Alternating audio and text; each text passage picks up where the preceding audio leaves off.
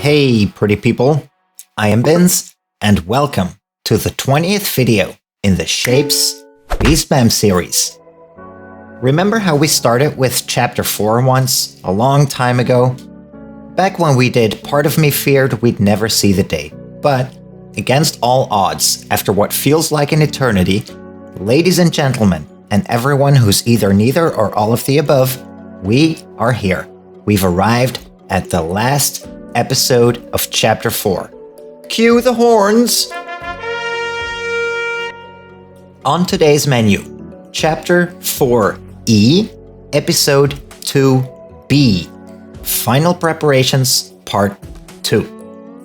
Alright, the very first thing I will do is disable purge mode and let the machine come up with a solution for this particular shape right here.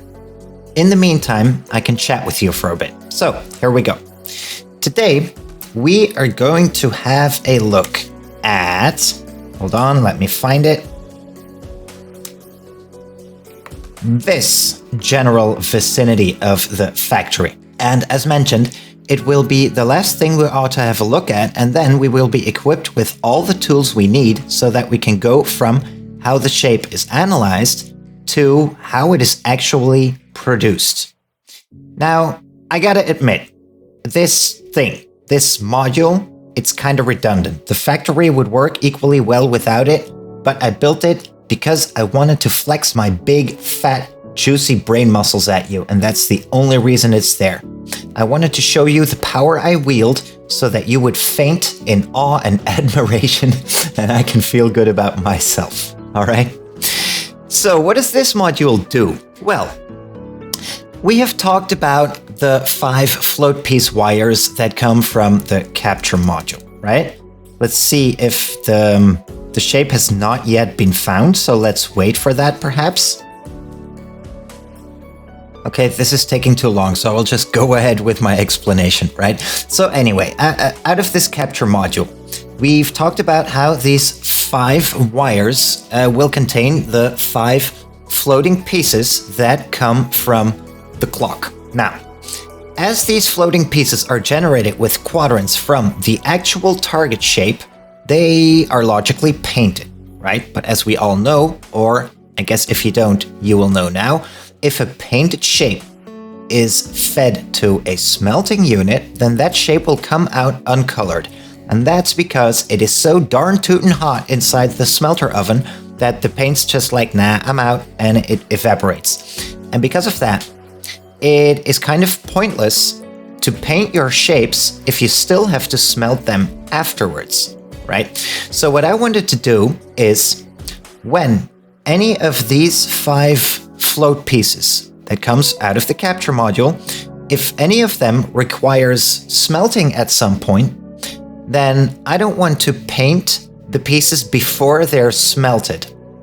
Now, we will still have a look at this in detail in future videos, but basically, the setup of the physical factory, at least in terms of the floating piece modules, it will paint the shape quadrants quite early in the process. And if those pieces have to be smelted still, then they have to be painted again after smelting.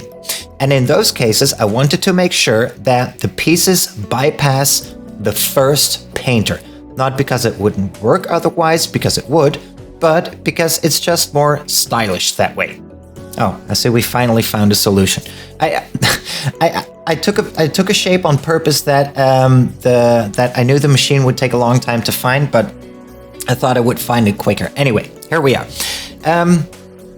Where were we? So, if a shape piece needs to be smelted, right, then there is no real point in painting the quadrants first, only to have the smelters scorch the paint off and we have to paint the shape a second time, right? So I wanted to come up with a system that would paint only once. At the beginning, if there is no smelting, or otherwise directly after smelting, but not both. So essentially, if smelting is a part of the required construction process, I want the machine of the indicated pieces to bypass the initial painter module. And in order to do that, what I decided to do is take these 5 float piece signals that come from the capturing module and paint them gray if a smelt step is on their trajectory. Now, pay attention because this is a bit tricky. First, let's talk about this code shape we haven't yet talked about. This is a code shape that contains information about the base layers of each of the floating pieces. You will hopefully remember, if we go to the left right here, you will hopefully remember that each clock outputs 2 values. The actual floating piece, and then an accompanying code shape that symbolizes its base layer. A circle for base layer 1, a rectangle for base layer 2, and a star for base layer 3, right? Now, since we've got 5 clocks, there are also 5 of these base layer codes. And for convenience sake, I would now like to compress the 5 of them into a single value. Getting 4 out of 5 is easy, because as each of these code shapes is a flat shape, I can simply stack them. But incorporating the 5th one is a bit trickier, because a shape can only have 4 layers, right? So what I do instead, and you can see this right here, is that I convert the 5th code shape into a code color. A circle becomes a red color, a rectangle becomes green paint. Here's what you're supposed to be looking at, and finally a star gets turned into blue paint. And that color, that's what I will paint the rest of the code shape in. So the layers of this code shape represent the respective base layers of the first 4 float pieces, and the color, in this case red, it means that the base layer of the 5th float piece is 1. So now let's follow this to the right again, and let's compare outputs. This is taking a long time. Okay, so there we go. In this code shape, we see that the shape from the bottom to the top is square, square, circle, circle, and also the shape is red, right? Now, I specifically chose a shape that has a red layer, red quadrants on its bottom layer, green and gray on the second, blue on the third, and white on the 4th layer, right? So it's systematic. And now, what do we see? From bottom to top in this code shape right here, we get square, square, circle, circle, red. And if we look at the pieces that got captured, we have base layer 2, base layer 2, base layer 1, base layer 1, and once again, base layer 1. That is what this code shape represents. Square, square, circle, circle, red means 2, 2, 1, 1, 1. And that is what we also see here. 2, 2, 1, 1, 1. So they represent, it symbolizes that. So now that we know where it comes from, let's look at how we can use this code shape to our advantage. The next thing I am going to do is I'm going to bring in the smelt code shape from the top. We also spoke about this. This is the one that comes from the validator right here. Right, the validator right here. And according to the stacking scenario that got us the match, we will get a different code shape right here. And the code shape in this case, I'm going to reuse that.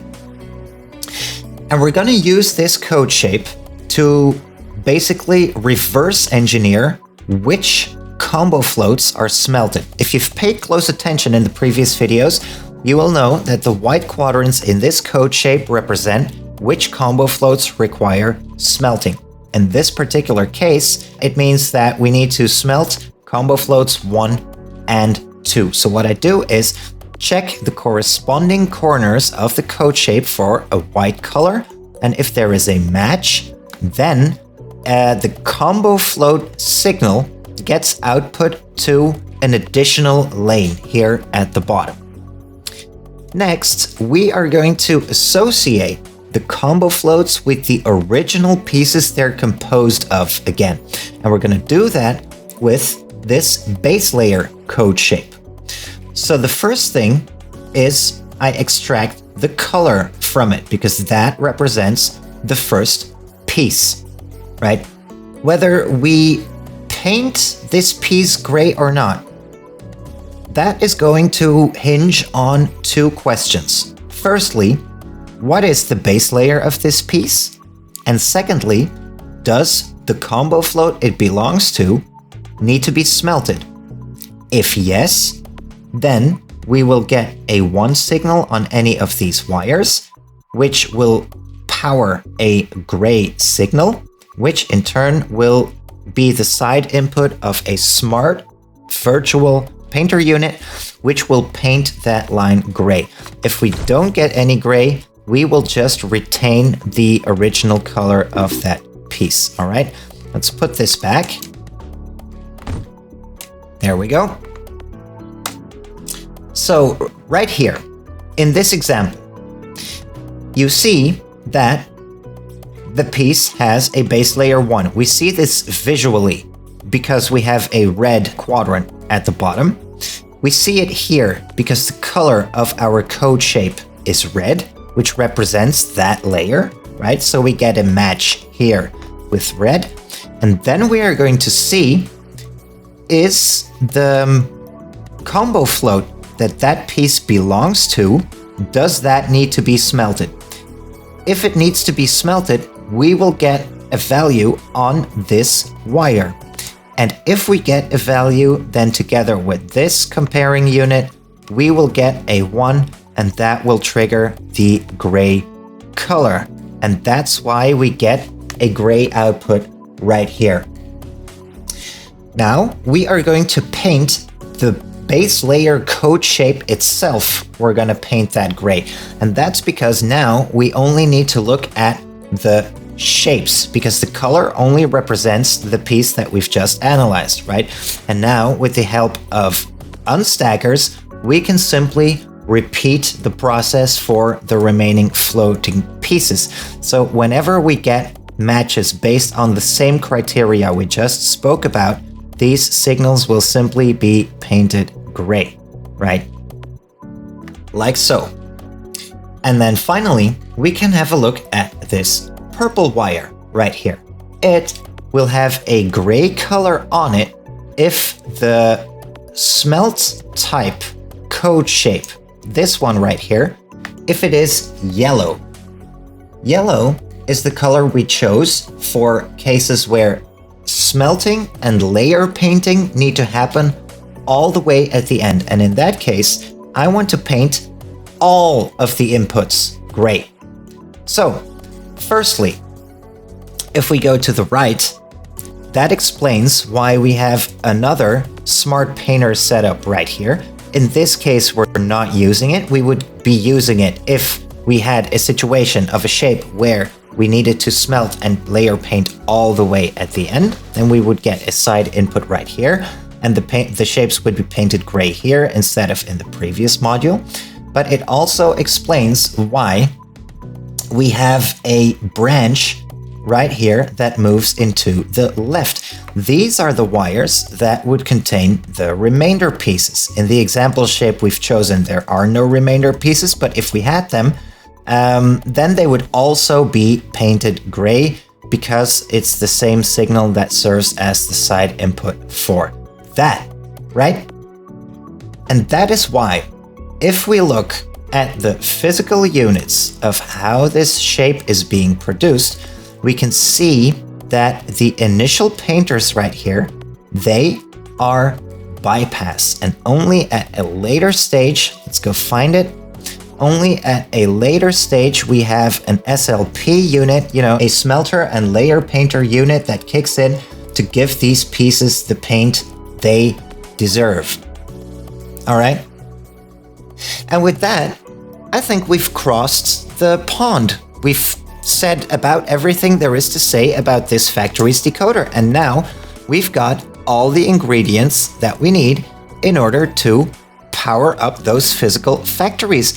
So if you would like to find out how the story continues, I'd say you know where the subscribe button is, right? As always, likes and comments are greatly appreciated, and I want to thank you for having been on this journey with me so far. I guess in the grand scope of this BEASTMAM series, we are about halfway now. The decoder was by far the most fundamental aspect to cover regarding this machine, but I can definitely say that the physical units also have some quirky mechanics in them that you might not want to miss out on. So with that being said, I do hope to welcome you again next time, where we will turn the page to commence a new chapter. See you then and there. I've been Bins. Take care. Bye-bye.